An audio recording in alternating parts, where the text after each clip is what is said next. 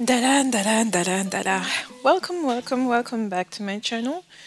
So today I wanted to touch on a topic that's is a little bit controversial, but that from which I've received a number of comments and messages about healing generational trauma, generational curses, etc. And I put generation trauma with generational curses because usually when there's a generational curse, it creates some type of trauma, however significant or deep or important it is. And most people that have commented or that have written to me were saying that they were turning to do some rituals that were supposed to clear or heal the generational trauma. Now, I don't know all of the different traditions that use this type of rituals. I know that some of them mention some of the shamanic tradition that invites you to do specific rituals. Others have found other rituals in all sorts of traditions to kind of address that issue. For me, from my own personal perspective, the people I've worked with and what I was able to observe is that usually rituals that deal with other people. So other people who are here, generational trauma, that means you're doing a ritual to people who already passed on, who already transitioned. So generational means that, you recognize a pattern within your own family. Maybe specific people in your family die a particular death, encounter a specific particular recurring issue. And it can be something as something like, your mother had you at 15, your grandmother had her first child at 15, and from generation and generation, you can go maybe 2 or 3 generations back and see that there was the same issue. And it may be an issue because she was 15 and she was by herself. She didn't have any resources to be able to properly mend to the child. And even if she did, it was a big struggle. She had to work, several jobs or have several means of income in order to support the child. So I am not talking about a person whose parents were married at maybe in their teens and started having kids when they were teenagers, and where at the time where they lived were okay, meaning they managed to raise the children, however many children they had, and strive. It becomes a trauma or it becomes a curse when the situation is not only not ideal, but it's actually hard and it's actually undesired. It's undesired, it's hard, and it's difficult. So the same way, if you had a child, if you were, for example, a child that was adopted, and then you put your own child at adoption, that could be seen as generational trauma or generational curse, where the biological mother is not able to be seeing where is the child, how is the child doing, etc., etc. Or the child cannot have the direct affection of the mother. Sometimes, even though you've been adopted, you are able to reconnect with your biological mother, bring ties, kind of be aware of where you come from, what was the personality, etc., etc. So it's basically recognizing a pattern within your family, which also means that if this is not something that happened, to your parents or to your grandparents or to your great-grandparents, it may not be generational. You can have an issue where you notice that your elder sisters, if you're part of a large family, you see that all of your elder sisters ran through some problem and all end up being single mothers and have difficulty raising the kids or difficulty maintaining a relationship with the man, or if there are brothers, maintaining a relationship with the woman. That is not to the extent of generational curses because, as we mentioned, generational curses require that several generations be involved. So it has to be besides you, people who are not in the same level of you, either your parents, your grandparents, or it could be you and your children. Something that happens to you, you see it happening to your children, or it already happened to your children. That is how you know it's something that's generational. Now, of course, sometimes when we talk about curses, what's a curse to someone could be seen as a gift or something else to someone else. But here we're really talking about something that's negative, something that no matter how you flip it and turn it, it's not that positive. It's really negative. Even though there's a way to transmute it, and you can be born in a bad situation and manage to turn and flip that situation around. But the point is that the initial situation was bad to begin with. And if it happens to your mother, your grandmother, is happening to your kids, then you can see that there's a generational trait, there's a generational conductor there that needs to be addressed, or that should be addressed. Now, usually when you use some of the rituals, some rituals are made with the intention that if you have the resources may be right next to you, they may be available to you, but for some reason you have some mental blockage, so psychological blockage, or some belief that's preventing you from just putting in the work that gets you to use those resources, or to call them towards you, or to be open if somebody else lends you a hand, give you a hand, or want to help you. Then some of those rituals may be useful when you do it on yourself. So those rituals that you use to heal your ancestor, you're doing it on yourself. Making sure you are in the proper state of mind, you are able to, navigate the situation and get to your goal. And maybe shred some of the belief that maybe you inherited from your parents or your family members that you need to shred in order to get out of that. Now, I'm saying this because a lot of times people will want to heal their generational curses, will want to do rituals touching the spirit of their ancestors, touching the spirits of people who passed on, trying to change who they were, trying to change that energy. And I will say be very, very cautious. Very cautious. If you're not a practitioner, if you've never done anything like that before, I will tell you to stay away from those type of rituals, because if you do not know what you're doing, you could be, instead of reaching out to the spirits or trying to heal the spirit of your own ancestors, it may hold on to some other spirit that's passing by, that's nearby.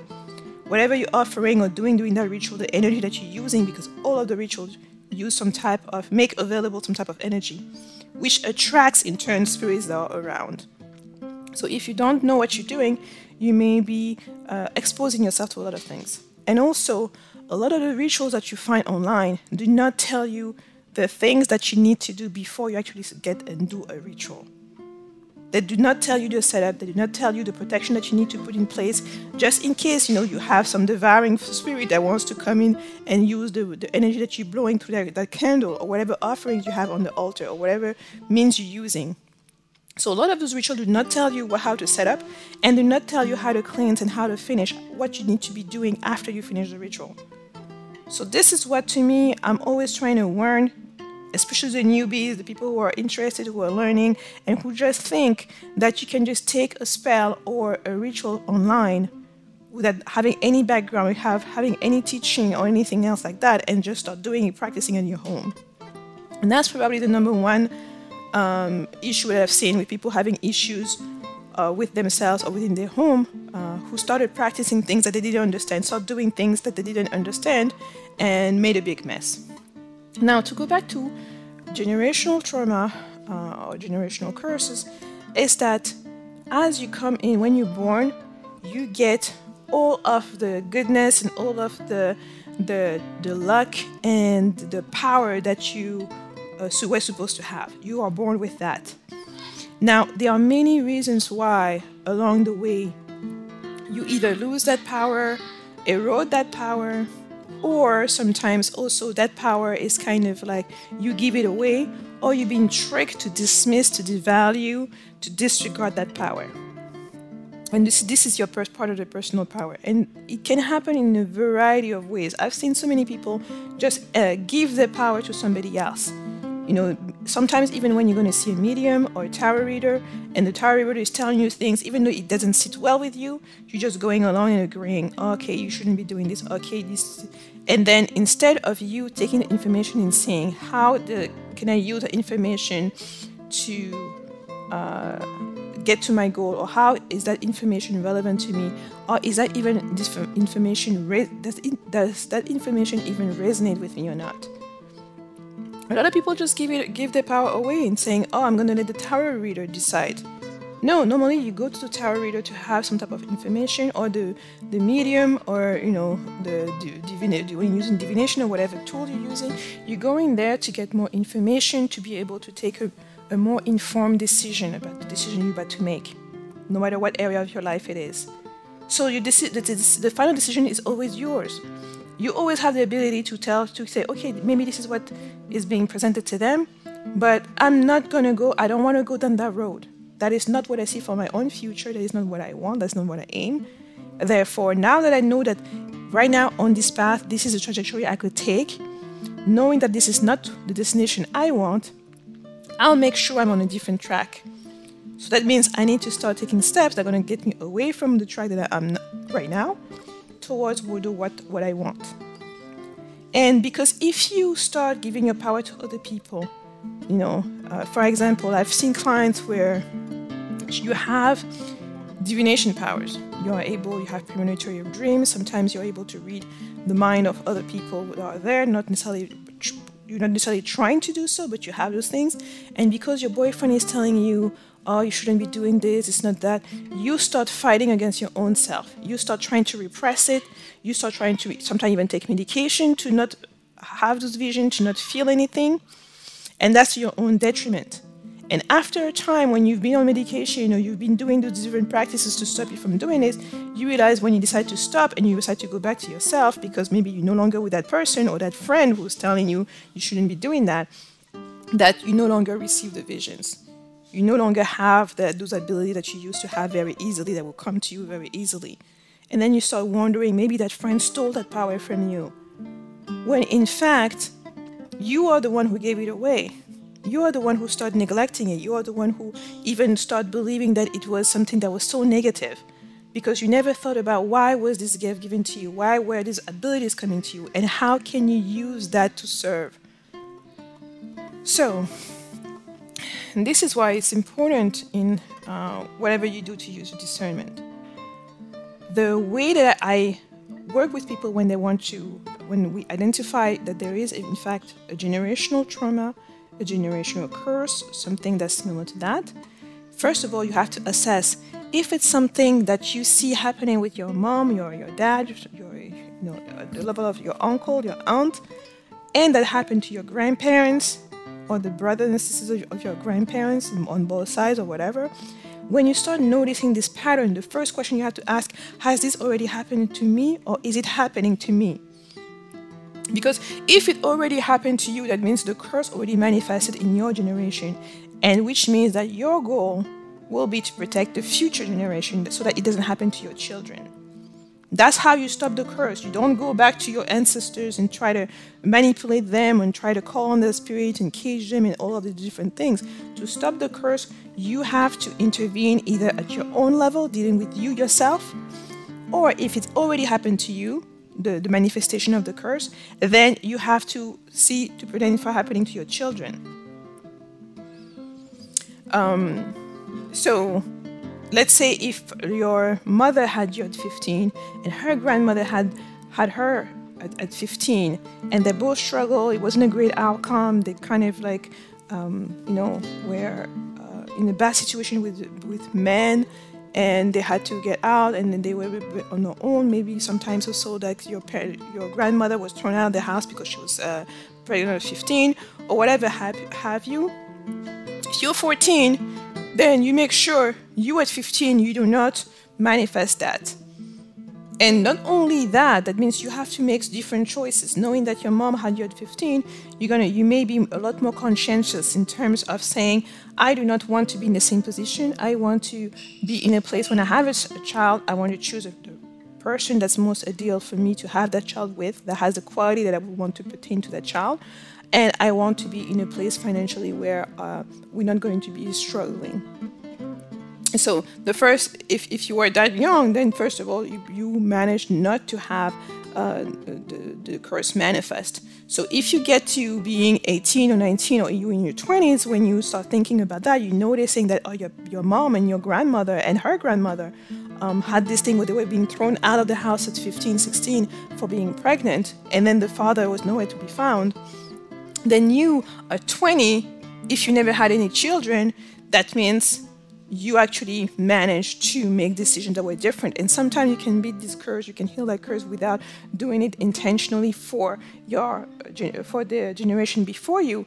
You could be just like somebody who's predetermined. On a subconscious level, you are already determined to strive and rise above it. So that means you didn't need a specific ritual. You didn't need to have a specific talk about it. People didn't need to sit you down or anything like that. You just realized, seeing your mom struggle, you wanted to aspire to better, to more. And so that's one way, and I think that's the safest way. It's just for you.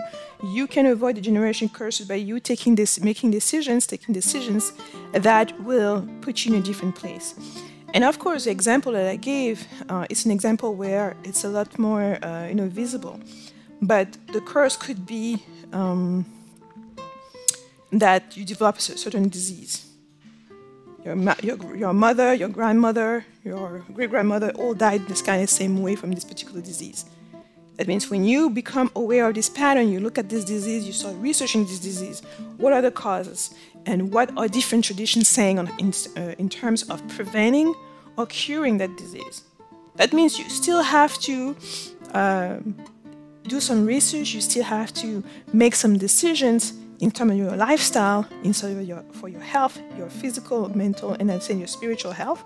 And I often say that once you deal with the spiritual by realizing there is a generation curse that provokes or that manifests this disease, then when you're aware of it and you want to take a trajectory away from that, then you're going to be a lot more efficient in terms of your mental and physical health and the choices that you're going to be making. It doesn't mean, like I've mentioned before, that if you're just conscious on the physical level, that you can still achieve the same result. However, it's a lot more potent when you are actually aware of the spiritual causes, when you can look at the pattern in your family beyond, genetic tests or beyond a hereditary disease.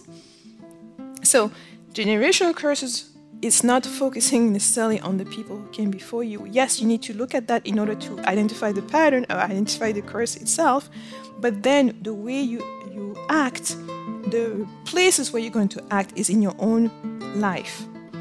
And it could be maybe you had parents or a lineage of mothers that were very angry all the time, that were very aggressive, etc.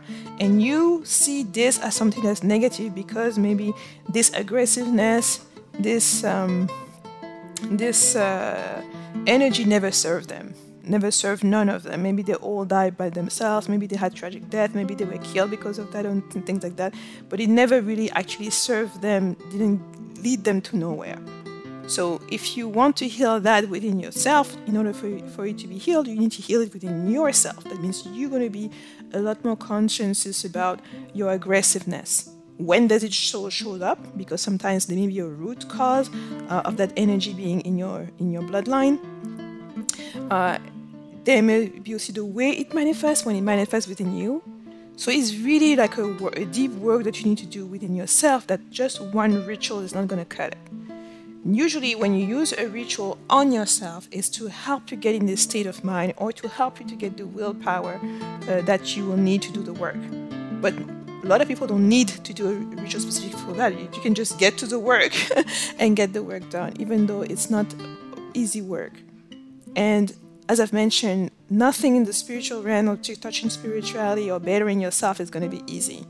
Especially the longer you waited to start doing the work, then give yourself grace and think about the period of time it took you to get here, and at least give you that period of time to get out of there, to become somebody else, to transform yourself completely. And so instead of always focusing, if you feel like something has been taken away from you or has been stolen from you or is being imposed on you, try to see what is the source of that element. What is making you feel like that? And now, instead of turning about those people or the people you're blaming, whoever it is, your grandmother did this, or your aunt, or your cousin, or your best friend stabbed you in the back, or whatever else, turn yourself inwards and start looking within yourself. What within me is not correctly balanced? What within me do I need to correct to get out of this trajectory? What within me vibrate on this level where I want to be in a different, I want to vibrate in a different, I want to have a different vibration, basically. What is within me preventing me from getting there? What do I need to change within me?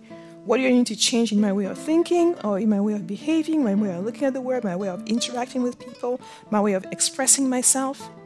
Because what people often call their personality is something that was constructed over time. A tiny portion of it is unique to you. This is when you're born as a baby. And this is why in our African tradition, we can say that the baby announced themselves. The baby is going to tell you they have affinities for X, Y, Z. And then as a parent, when you get the message, you can see that particular message bloom into life with the child. Unless you start having the child going to school, having exposed to all kinds of different ideas. That means this is why a lot of time when you homeschool your child, you will have a lot more opportunity to see that innate message of qualities that was presented to you by the unborn. You can see that bloom a lot better because there was no interference from other ideas coming from all over the place. And also, if you homeschool, that means you're spending most of the day with your kid. So you have the time to observe, to see the personality, to really see the personality trait before your own intervention, you know, when you're telling them how to sit, where to sit, etc. So all of that to say, you have to look within yourself, and sometimes by doing that, you get to that pureness of yourself, or who you were supposed to be when you came, who you came here to be, and shedding the rest, saying that, you know, your best friend backstab you, but it's not the end of the world. You can move on from that. You can often sometimes also when you do this type of realization, you realize those people, you know, maybe she was jealous. Maybe she wanted this, maybe she wanted that. Maybe that was also a way for you to get to a better place, a place where you're supposed to be. So certain things have to happen for you to get out of that situation or out of that environment so you can finally turn yourself towards something that's more beneficial for you. But in order to be able to have that awareness, you need to take the time to think about those things. Or maybe also take the time for the emotion to settle down, you know. When you are very emotional about what you're going through, it's hard for you to see through all of that. It's hard for you to see it with a clear lens, an objective lens.